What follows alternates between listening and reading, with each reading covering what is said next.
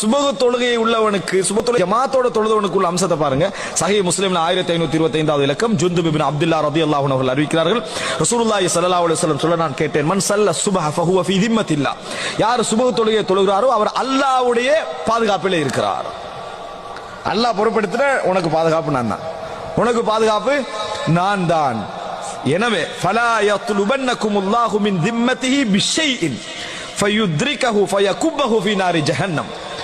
எனவே அல்லாஹ் ரப்புல் ஆலமீன் அவர்களுக்கு வழங்கிய பாதுகாப்பில் நீங்கள் கையடித்து உங்களுடைய விஷயத்தை அல்லாஹ் தொடர்ந்து வந்து உங்களை நரகத்திலே முகம் குப்புற வீழ்த்துகின்ற நிலைமைக்கு உங்களை நீங்கள் ஆளாக்கிக் கொள்ளாதீர்கள் அப்படின்னு ரசூல் ஸல்லல்லாஹு அலைஹி வஸல்லம். அப்படின்னா என்ன, சுபகு ஜமாத்தாக ஒருவர் தொழுது விட்டால் அவருடைய விஷயத்தில் என்ன செய்ய வேண்டாம், நீங்க கையடிக்க வேண்டாம். அன்புள்ள சகோதரர்களே, சுபகு ஜமாத்தாக யார் வளமையாக தொழுது வருகிறாரோ அவரை அந்த தொழுகை மாற்றும்